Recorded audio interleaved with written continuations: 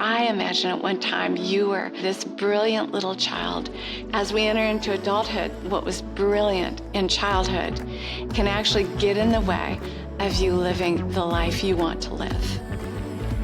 Hello, friends. I'm Nancy Houston. I want to help you live a better life.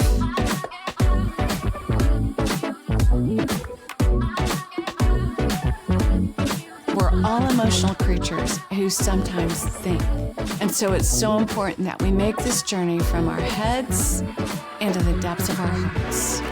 Welcome to the In-Between with Nancy Houston.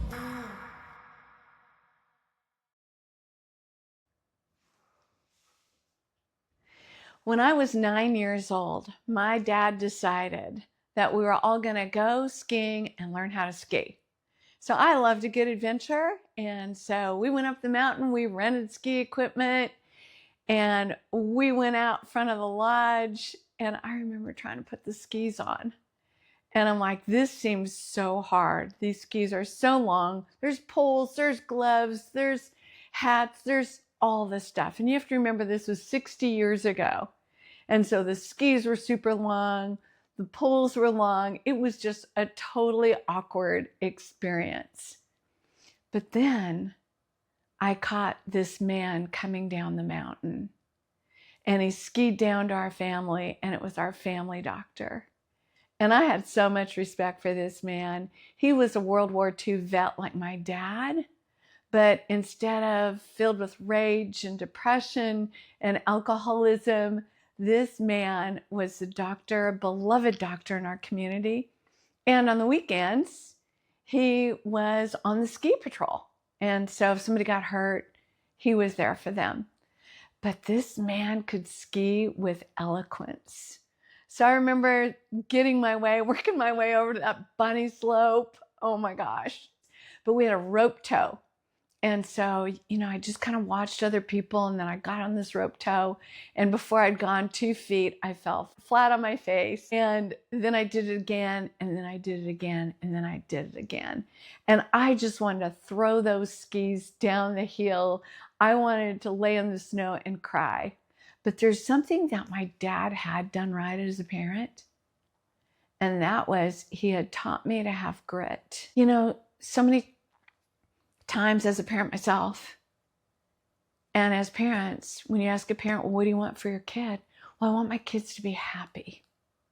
Well, of course, we all want our kids to be happy, and we want to be happy. But the truth is the happiest people are those who have a lot of grit and resiliency. So even day one on that bunny slope, I watched half my family give up and go to the lodge. And I think the only reason I didn't is because I had watched that instructor come down this hill, and I'm like, I'm going to ski like him someday. I'm going to come down with eloquence. I'm going to look good on those skis. I'm going to figure out how to do this thing if it kills me. So I was a horrible skier for a long time. My gosh, I was so bad. But I had a vision in mind. And that's what I want for myself this year, and for you, and for all of us. We have to have a vision for our lives. There was another time in my life when, I was hit by depression. So today, really, the question I want to tackle is, I get this question so often. I'm depressed. What do I do? And that is a complex question. And that is a question that probably is going to be answered individually for each person. But what I want to do today is unpack some ways that each one of us can tackle depression. Because most likely, at some point in your life, you're going to wake up and go, I feel kind of depressed today. Or I feel so depressed I can't get out of bed. Or I'm so depressed I'm just looking for my next high. I am desperately trying to figure out, where can I get my next high? And is that going to be food, porn, TV, alcohol, marijuana, all the ways that people use to get high. Where am I going to find my next high? And then people start organizing their lives around getting their next high. And so they're medicating the depression. Or maybe it isn't even depression, maybe it's sadness. When I hit my 30s one day, I don't know why it was this day. It was a rainy day. Maybe it's because our 4 sons, all their games got canceled because it was torrential Texas rain coming down, lightning, thunder, storms. Nobody was going to be on any fields that day. And so suddenly our day the calendar was cleared. And all of that busyness came to a halting stop. And that's the day I looked in the mirror and realized, man, I've got some stuff in here that I have no clue how to deal with. I'd grown up with an alcoholic, so I knew that alcohol was not my solution. I'd grown up with a workaholic, and I thought, well, that's a better solution. Didn't seem as destructive. So I knew how to work hard. I knew how to stay busy. I'd say those were my addictions. Work hard, stay busy, try your hardest not to feel what you feel. So that day, I spent the day crying in my closet. When you've got 4 little boys, about the only quiet place you can find is your closet. And so I kind of hid out and just cried most of the day because I had all this stuff inside of me. I had no clue what to do with it. I just knew it felt horrible. It felt dark. It felt bad. So a couple things happened for me that day was I realized I don't know what to do with myself. And I know that I can't solve this by myself. So, number 1, if you're in a dark, hard spot in your life, I want you to seek some help. Even if it's just like, man, a neighbor lady down the street who you know is kind and wise and warm and she'll listen to you. You know, maybe you've got a friend who's got some empathy. Maybe it's a counselor, maybe it's a coach, maybe it's a pastor. Find somebody. For me, the next day we went to church and I remembered we have a counselor on our staff. So after church, I went up beside him and said, hey, Brock, something's wrong with me. Maybe that's step number 1. Admitting, like, there's something wrong with me. And I can't dig my way out of this hole. So maybe number 1 is admitting there is something wrong with me. And you guys, there is something wrong with all of us. So welcome to the real world. Life is wounded. You've been wounded. I've been wounded. But you know what? We were meant to walk uphill. So that isn't meant to stop us. Oh, you guys, I could be really good at having big tea parties, pity parties. Like, let's bring out the tea set. Let's have a pity party. You know, let's cry in my beer. Let's, do all the things. I knew how to do that. I knew how to blame somebody else. It's my dad's fault. If he hadn't been so abusive, I wouldn't be this way. If he hadn't been an alcoholic, I wouldn't be this way. If he hadn't been physically abusive, I wouldn't be this way. If my mom hadn't ignored me and neglected me and just pretended everything was okay, I wouldn't be this way. My gosh, I could blame others big time. The problem was blaming others and feeling sorry for myself wasn't helping me get out of this dark hole. So I said to Brock, something's wrong with me and I can't fix it and I need help. So thank goodness he was like a PhD student. He was still getting all his hours in to become a therapist. And so he charged me $25 a week. But guess what? Back then, $25 a week was a sacrifice for our family. But I had to do it. I'm like, you know what? No matter what, I've got to get some help. And so Mondays at 1:00, I started going for weeks and then months. Then for me, it became a year. But you know what I learned in that process? Is that depression, feeling depressed is not a horrible thing. It's actually a gift. What if your depression is trying to tell you something important? For me, it was telling me the story of my childhood that I had wanted to ignore, dismiss, minimize, resist, pretend like it hadn't happened. Man, that's what I wanted. But what I wanted was not good medicine for me, but to learn how to go, depression might be a gift. So I'd like you to think about that. If you're struggling with depression right now, I want you to go, what if this was a gift? What if this depression is pointing to something that I need to stop running away from? What if this depression is in some ways my friend, not a friend to be coddled, but a friend to respect? I had some things in my childhood that I needed to unpack with a safe, warm, empathic person who also believed that I was made to climb uphill and that I was going to get better. Like I wasn't stuck here. Like this wasn't my destiny, that I wasn't going to be depressed forever, that I had this ability inside of me to overcome this darkness. And so this wasn't a simple journey. I'm not going to say it was a simple journey. And I'm not going to tell you that just going to counseling on Monday was enough. I'm going to tell you that it took all of my being to overcome childhood trauma, lots of it, emotional abuse, physical abuse, sexual assault in high school, alcoholism, not my own, but my father's, codependency, because addictions affect the whole family system, neglect from my mother. She had her own depression. Man, genetic, whatever, like where you're raised in a depressogenic home. What I mean by that, the atmosphere is just pretty dark. It's pretty darn dark.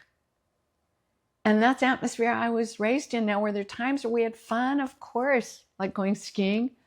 That was fun. But what skiing taught me is that, Nancy, you're going to have to find some grit. You're going to have to become more resilient. I did not want to be a mother who my sons look back on and go, well, Mom mostly spent her days in bed. Where Mom would start drinking at 5 every night. I could hear her shaking up her martini. And by 8 or 9 o'clock, she was pretty wasted. And we put ourselves to bed.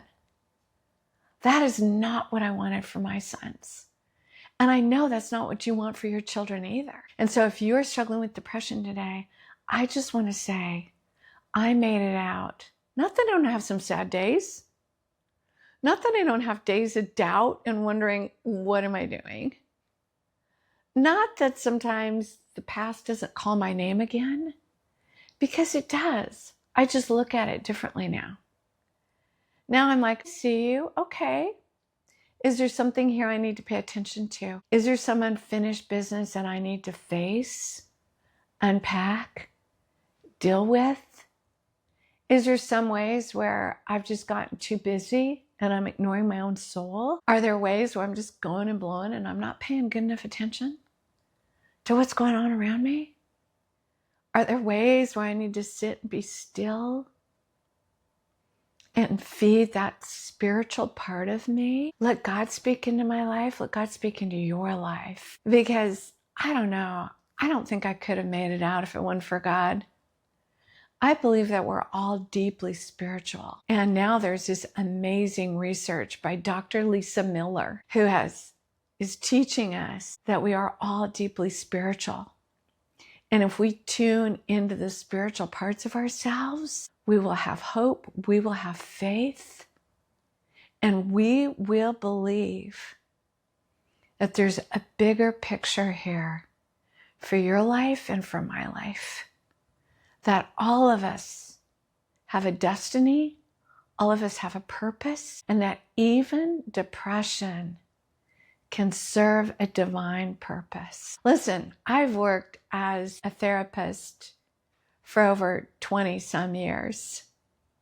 I've retired my license now, but I'm so grateful for my incredible education where I got to learn about the psychodynamics of depression, where I got to learn how to sit with people who are struggling with some horrible depression. And what I learned from my own story and from the stories of others is that if we will treat depression as a valuable, wise guest, that we'll discover there are some things inside of us that need healing. And that's okay. Because again, life is wounded, you've been wounded, and you need healing. And Jesus said, this became my favorite scripture while I was going through this process, Isaiah 61. Jesus said, I came to heal the brokenhearted. So you've had your heart broken, I've had my heart broken. Some of us many times, some of us a few times. Nonetheless, we've all had our hearts broken. And Jesus gives this amazing promise. I came to heal the brokenhearted. I came to bind up your wounds. I came to give you beauty for ashes. I mean, just picture the ashes of your life. Maybe somebody you love just died. Maybe somebody you love just divorced you. Maybe your beloved child is sick or suffering. Maybe you yourself are having health issues. Because listen, research says that being a woman is hazardous to our health. And that when females hit puberty and begin menstruating, oh my gosh, it affects their mood. And maybe it's because we haven't prepared our daughters very well for hormonal changes. Maybe we haven't prepared our young men for hormonal changes. Maybe we haven't talked enough about how hormones affect our moods, what we do with the ins and outs of a monthly cycle, what a young man is supposed to do when he starts getting all these testosterone washes and he feels all this aggression and anger, what to do as a young female when suddenly you start spending a lot of time looking in a mirror going, do I look right? Am I pretty enough? Is my body okay? What do I do with this awkward body that is changing? Maybe we need to do a way better job of preparing our children, our adolescents, our mothers for when you have a baby and you're nursing a baby and you've got the blues. What if instead of like, oh no, there's something wrong with me. I should not be feeling this way. I'm a freak. I'm the only one on the whole planet today who feels like I can't get out of bed. I'm the only one who wants to cry all day. Well, what if you're not? What if you are normal? What if really the solution to depression or a bad day or sadness or repressed anger is about learning to handle our emotions? I used to be terrified of my emotions. Oh my gosh. If I felt sad, I'm like, oh, get over it. Do something. Get out of the house. Go somewhere. Do something fun. Because I did not know how to tolerate feeling sad. Do you know that really our emotions are a chemical reaction to something? And that if we'll just sit with our emotion, they'll probably pass actually pretty quickly. The problem is where our emotions get stuck is we start making all these judgments. We start saying to ourselves, I should not feel this way. I should not. I should get over this. And so we start using all this shaming language. When we shame ourselves for feeling anger, we feel worse. When we shame ourselves for feeling sad, we feel worse. When we shame ourselves for feeling depressed, we feel worse. So imagine you're struggling with depression and you're saying to yourself, I shouldn't feel this way. What is wrong with me? There is something deeply wrong with me. I hate myself. I'm a horrible human. And then we start comparing ourselves to others. And then we just spiral deeper and deeper and deeper into this well of depression, sadness, and anger. You guys, I had no clue how to deal with my emotions. As a kid growing up, when I felt sad, my dad would either say, you wipe that frown off your face or I'll give you something to cry about. Or my mom would say, go to your room and come out when you're better. I was like 5. I had no clue. So I'd go to my room and I'd cry and feel really alone, feel really neglected, feel really sad. I had no way of knowing how to deal with myself, let alone my emotions. And so to this day, I'm still working on, it's okay to feel what you feel. It's not a crime. I don't need to judge it. So I remember one day walking into my therapist's office, and he's like, Nancy, part of your depression is all this anger you're stuffing. With all that you've been through, I can't imagine that you're not filled with rage. And I said, oh, wait. And I was dead serious, y'all. I was dead serious. You're going to think this is so wonky, but I'm telling you the whole truth. I said to him, oh, I don't do anger. He's like, what? And I'm like, no, I don't do anger. He's like, okay, tell me about that. And I said, well, when I was a little girl, my dad was so angry and so terrifying and so frightening. I made like a vow, and I said, I will never be angry.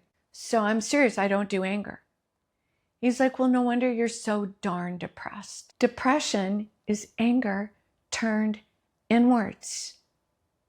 I also think depression is anger turned outwards.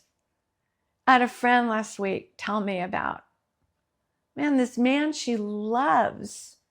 She wants to spend her life with him, but she can't because he's a raging alcoholic. And like in the last month, he totally fell off the wagon. He got so drunk, his car ended up in a ditch. He got like 2 or 3 DUIs. He lost his license.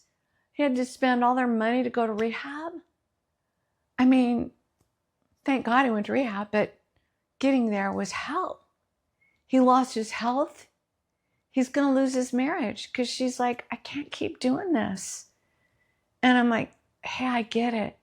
That man has turned his rage outwards. He's acting out his rage while I was acting in. I'd just stuff it. I'd tell myself that all the abuse was my fault, that there was something wrong with me, that I was a horrible human being, that I didn't deserve good things. That's what I would do. And my therapist just looked me in the eyes as sincerely as he could. And he said, Nancy, number one, your father, that was not anger, that was rage. He was a rage-aholic.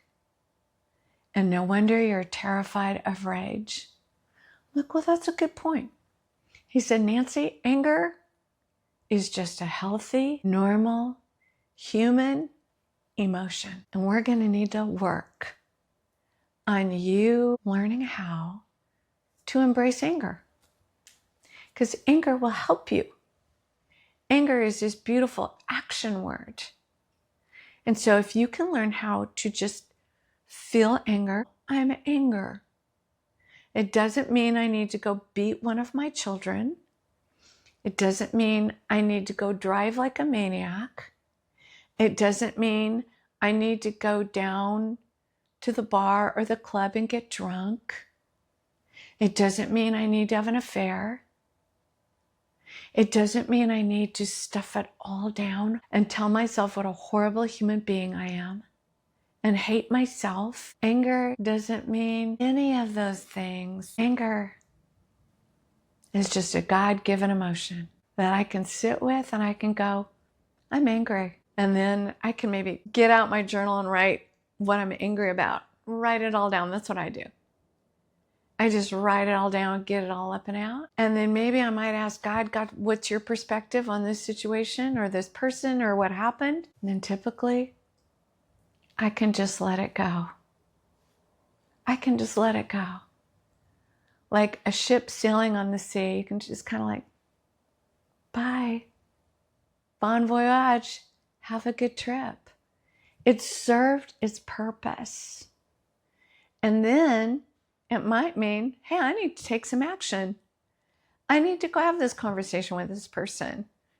Or I need to set a boundary here. Or I need to stop beating up on myself. Or I need to stop blaming somebody else. And just realize that anger is such a healthy emotion that if you will tune into it, it will become your friend. Just like sadness. Man, when I used to get sick as a kid, and I had a lot of asthma and allergies, and so I'd just kind of be in my room by myself for like weeks at a time.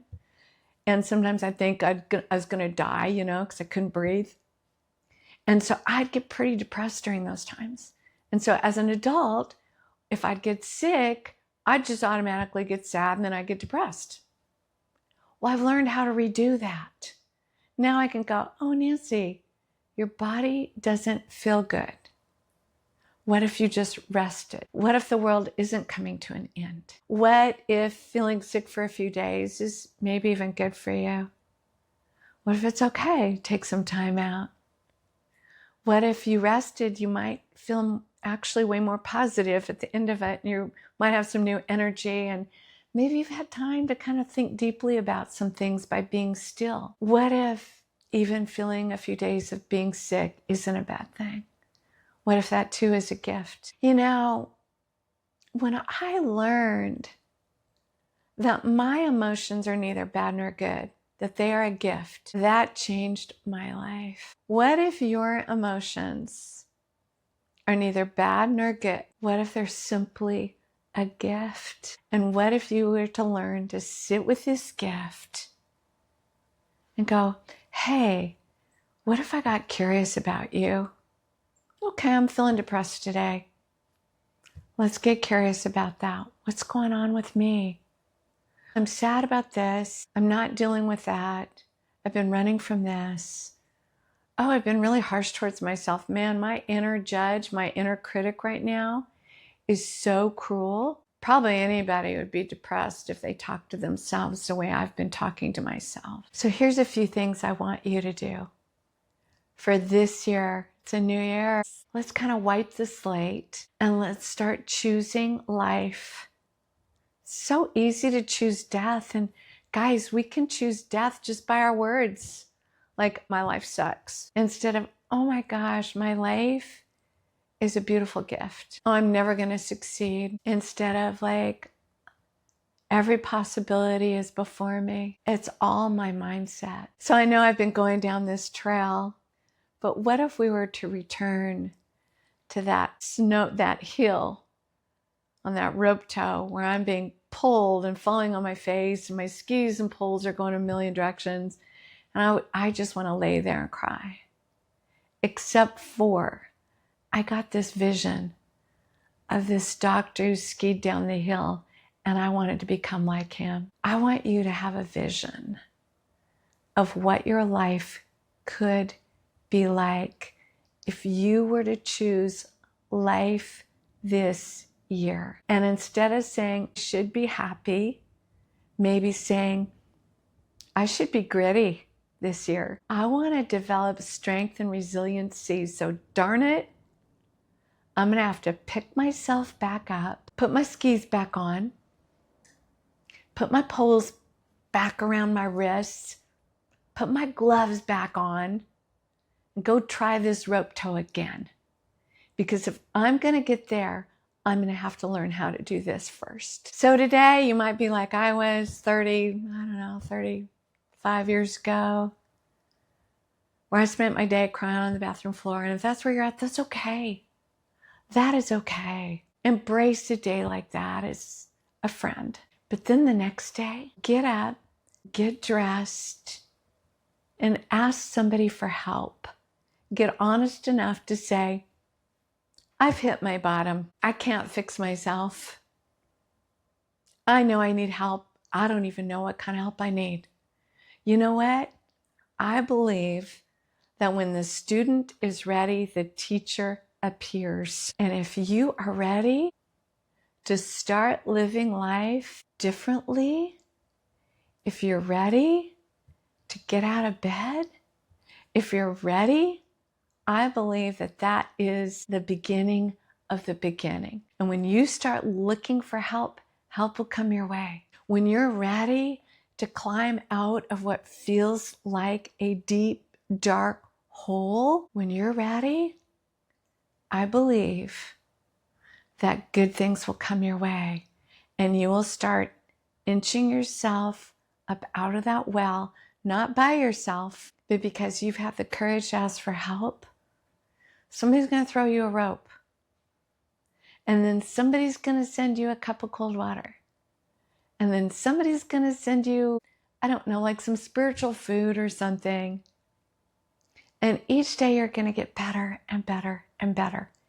And in this process of doing hard things, your mindset is going to change. You're going to develop a growth mindset. You see, I used to have a fixed mindset that believed this is the way it is. I learned a lot of hopelessness and a lot of helplessness, and maybe you have too, where this is how life is. This is as good as it gets. I'm helpless. I can't do anything about it.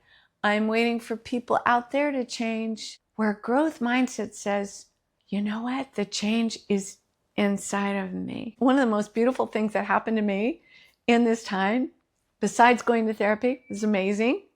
But a friend asked me, hey, Nancy, there's this boundaries series that Dr. Cloud and Dr. Townsend have written. Do you want to come to it with me? And I'm like, yes. What are boundaries? And so I went with my friend, and these two guys on this video talked about how you can have boundaries. You have a self. And I'm like, I have a self? Wow, where do I find that? I want one. You know, you can say no. I can say no. I didn't know that. They talked about how you learn boundaries when you're 2 years old. That's why 2-year-olds walk around saying no all day, because they're practicing boundaries. It's actually, I know it's annoying, but it's actually a good thing when your 2-year-old says no. Now, do we need to put some guidance around that? Of course. And the way we do that is we say, hey, I get it that you don't want to take a nap, honey. Totally get them. You let them feel what they're feeling. You let them feel what they're feeling. Imagine, oh my gosh, imagine if we would help our children by going, it's okay for you to feel what you feel. It's okay for you to say no. And it's okay for mommy to say, hey, honey, I get it. You don't want to take a nap. And yet, we're going to go take a nap. And you're going to go lay in your bed. Yes, you can look at your books and you can, and you're going to stay in your bed for a while. We're just going to have quiet time. It's okay. That's a boundary too. That's a mommy boundary. So your kid is learning boundaries and you're learning to help them have their boundaries, right? Wouldn't that be great? So I learned that I could have a no, that I wasn't born to take care of everybody else. That really, now that I'm an adult, my main job was to learn how to take care of myself, And it was life-changing. I sat there and cried. And then I started practicing having some boundaries. I didn't know how to do it. I'm sure I was so awkward at it. I had no clue, but it was a beginning. It was a beginning because I had gotten willing and I'd come to the end of myself. And I was, I guess, filled with enough humility to go, I'm clueless. I don't know how to do this. And I need to quit pretending like I do know how to do this. So I hope I've made some sense here today. Yes. Question. That have been clinically diagnosed. Yeah. And are on an antidepressant. Oh, that's so good. Thank you for asking that. Because honestly, y'all, I was clinically diagnosed with PTSD, which is post-traumatic stress disorder. The first day my therapist heard my story, he's like, you have severe PTSD. I had to figure out what that was. I didn't even know. And he said, and you're clinically depressed. And so I went to my doctor. My doctor said, Nancy, if this is what your therapist is saying, you need to pay attention. So I actually went on an antidepressant for about 9 months. I don't know if I should have stayed on it longer. I don't know. It helped me because the depression was so bad. It was like here. And so I felt like I was drowning. And then, and here's the thing, because I've been a clinician myself for over 20 years. If you need an antidepressant for a while, that's fine. It's fine. It's neither good nor bad, right? And if it helps, it helps. And if the depression feels like it's drowning you, it's fine. Here's the thing though. We want to get it so the depression goes from here to here so you feel like you can start breathing, and you keep doing the work, because we know that an antidepressant's not enough. I used to have a mentor, brilliant PhD clinical psychologist, who would say, sometimes I question if we should just be handing out antidepressants. I think it's always got to be a part of a treatment plan. Is the patient going to have weekly therapy or bi-weekly therapy?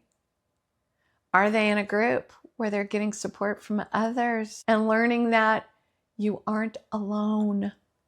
You are not the only depressed person in the world. My goodness, we all know that.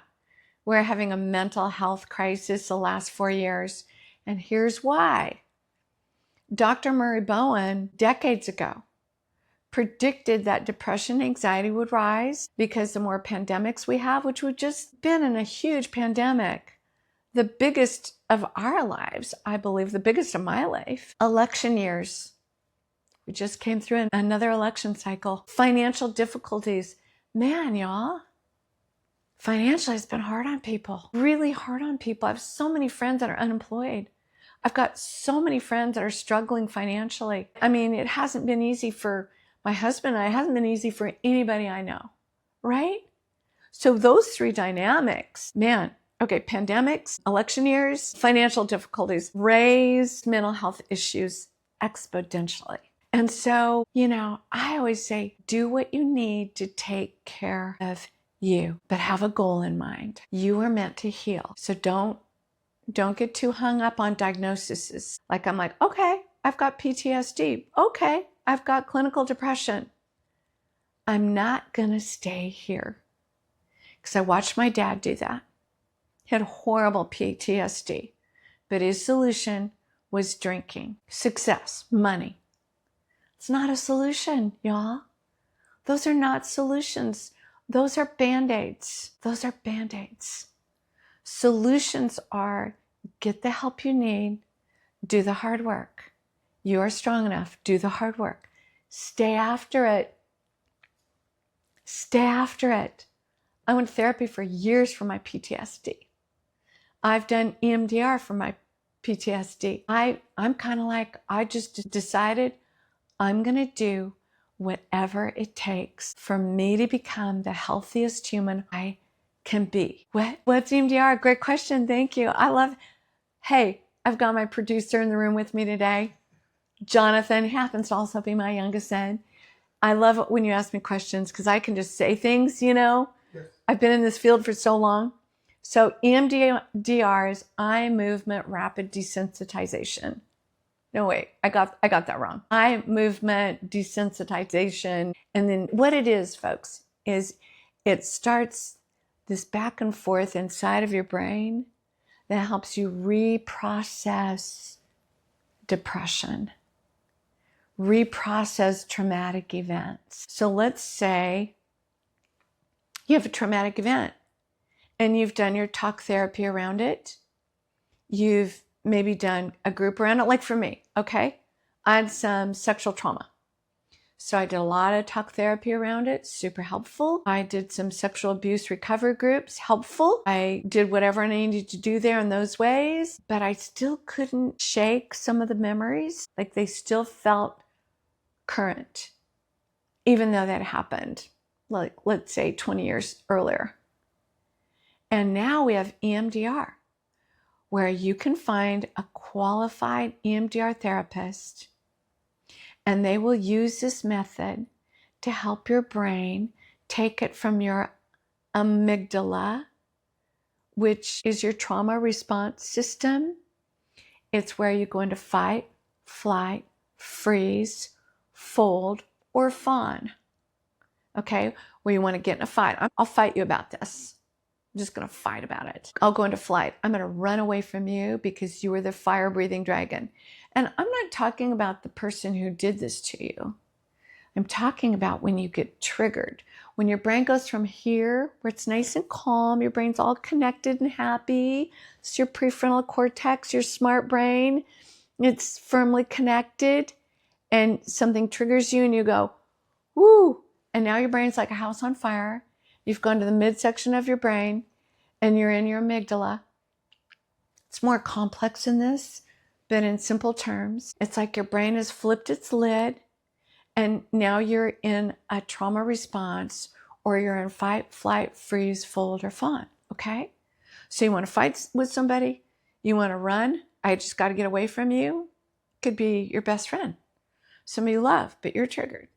You go into freeze, where it's like, I can't move, I can't speak, I can't say anything, I am frozen, I am shutting down. Or you go into fold, that's just like, I'm going to go into my turtle shell, I'll come out when this is over, I'm going to withdraw from you, I'm going to withdraw from everybody, I'm going to get silent. Or maybe you start fawning. And that means you go into people-pleasing mode to stay alive. It feels like if I don't make everybody around me happy, I'm going to be so seriously injured that I won't survive. So you go into pleasing mode. Hey, you guys, none of these are bad. You're not bad when you go into fight, flight, freeze, fold, or fawn. You aren't bad. These are your beautiful God-given survival mechanisms. These are the ways you learned how to stay safe. Thank God you learned how. One of mine was please, the fawn. My gosh, my dad would walk through the door and I would sense his mood. And I'm like, Dad, lay on the couch and I'll rub your feet. I would try so hard to smooth and soothe him and my mother. And it was survival. So you guys, you aren't bad. These are beautiful instincts. It's just now we need to say to that little kid inside of us, hey, babe, you're okay. Your life's not threatened right now. You know, where we get a hold of this wise adult self. I talk to that little girl all the time. When she gets triggered, I'm like, hey, sweetheart, you got triggered. You're feeling scared. I, the grown-up Nancy, I'm here with you. I'm here to tell you that you're okay. I've got your back. You're all right. You don't have to go into fawn, freeze. It's okay. You don't need to fight with your husband about this. You're all right. You're safe. And man, that just helps me. So great question, Jonathan. Yeah, what? I love it. What? Tell me. Thank you for asking that, because that's such a dilemma for you high performers. You know how to succeed. I mean, my dad was that way. He was a very successful attorney, judge. He did great in life. And yet underneath the surface, he was doing horrible. I remember one time I'd let the water run in the bathtub till it overflowed. And so it was leaking down through the downstairs. My parents are gone.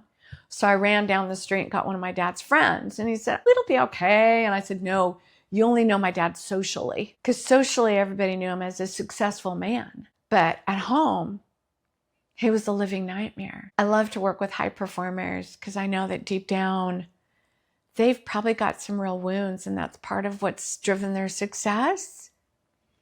And it's part of what's driving their inner hell. How many successful leaders do we all know that we've just watched crash and burn? One time I was speaking at a men's conference and they asked me, So wait, so you're a therapist and you're a sex therapist and you do a lot of leadership coaching. How does that all go together? And you've been a pastor. I'm confused. And I'm like, well, how many great leaders do we know that have ended up in sexual immorality because they haven't dealt with their own personal trauma? Now, keep in mind, there's what we call big T's. Big T's. Those are big traumas. That's abandonment, neglect, verbal abuse, emotional abuse, physical abuse, sexual abuse. It's those big traumas in life. Deaths, you've maybe, oh my gosh, lived through the middle of a hurricane. Some of my clients have watched like a father kill their mother. They were beaten regularly by an abusive parent. They were told on a regular basis, you're worthless, you're a horrible human. I wish I'd never have had you. I wish I would have aborted you. I mean, I've had clients been told the most horrible, horrible, horrible, horrible things. And they've tried to cover it up with success. Maybe it was just some coach. Maybe it was being bullied at school. That's what I mean. Big traumas, littler traumas. Okay? Maybe a smaller trauma might be, yeah, you had some things happen growing up. Who doesn't? I've had clients they experienced sexual abuse by a neighbor kid down the street a few times. And I've had clients where they were sexually abused in their home daily. Okay? But here's the thing. Trauma is trauma.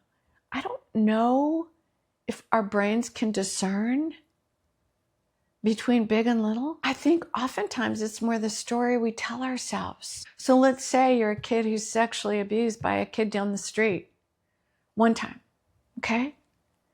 But you tell yourself, he did that because I'm a bad kid. He did that because there's something wrong with me. He did that because I'm a little pervert. Or you're being sexually traumatized in your home every day, but you're telling yourself basically the same story. Do you see what I mean?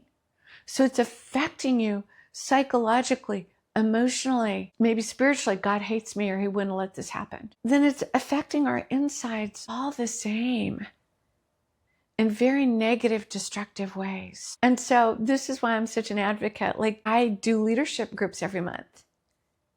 And I have some uber successful people in my groups. And I love every one of them.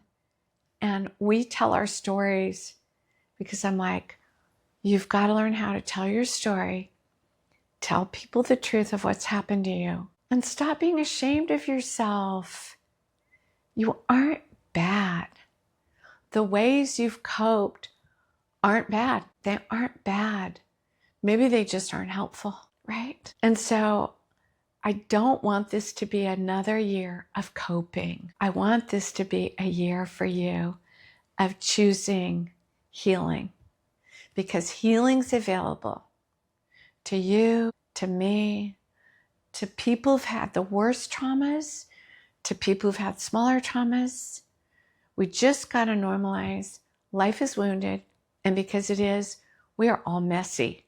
I'm messy, you're messy. I'm still trying to figure out so many things. You're trying to figure out things.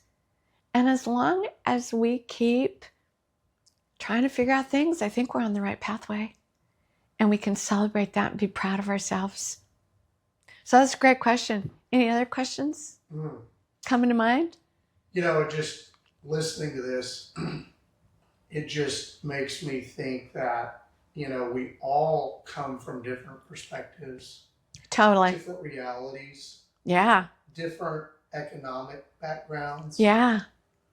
But it just feels like we all deal with the same things. That's right. That's right. And here's the thing I think I want everybody to take away. Stop trying to be a hero. Let's just be humans. When we're human, it's like, it's okay, I don't have this figured out. It's okay to ask for help. It's okay that I need help. It's okay that I'm still messing up and I'm trying to learn. It's okay. That's so good. Thank you for humanizing a very, very hard and complicated subject. Yeah. Well, hey, thanks y'all for being with us. I love you. And I feel like I've done the gamut on depression, from severe PTSD, from clinical depression, to now I can go, oh, I feel a little depressed today. I wonder what's going on. No judgment, no shoulding myself, no shaming language. Just like, hey, I'm just going to be curious. I'm going to be compassionate. I'm going to be kind to me. And then it works its way out. So guys, I'd love for you to take away today. I know we've talked about a lot, but I'd love for you to take away. Stop trying to be a hero and just let yourself be human. It's a way kinder way to live. And then be curious, compassionate, and kind with your emotions, and learn to recognize that your emotions are neither good nor bad. They just are. So don't demonize them. Don't be terrified of them. Don't give them that much power. Your emotions are just your emotions. And so imagine if this year you were to be kind and compassionate and curious with yourself, and just start getting curious about yourself emotionally. Stop demonizing them and awfulizing. Learn to just treat them like a friend. What your life could potentially become in 2025. So, hey, we love you here. Yes. Where do people go if they need help? Oh, great. That's a great question. Thank you. I always forget this part. Also, how can people help you? Oh, wow. Thank you. That's a great question. I always have to think about that second part, because that still doesn't just come automatically, that people would love to help us. Thank you. So we've worked so hard this last year to create Better Lives Coaching. And really, it's coming from a sincere place. Like, we love you. I know what it's like to feel like, oh, my life has zero hope, to now having so much hope. And so my goal at my age is just to turn around and give it to others. And so we've created Better Lives Coaching. So you can go to betterlivescoaching.com. We're still building, we're still, developing all this, but there's some good things there for you. And then you can help us by, just even liking, sharing. Share if this podcast was helpful for you, or something you heard here today was helpful for you. Would you share this with your friends, your connections? We've got, of course, we want to give away to you that you can find on our website at Better Lives Coaching, on just kind of getting started on this journey. And then we've got coaches, the best people that I know and love and have helped train, and just encourage them to grow and develop themselves. Because, the journey always starts here. I can't give to you something that I won't do for myself first. We're not into telling you what to do or how to do it. We do the work here, so then it can flow out, hopefully to you, and you can feel the love that we have for you. So thanks for joining us today. We love you, and we really do want you to live a better life.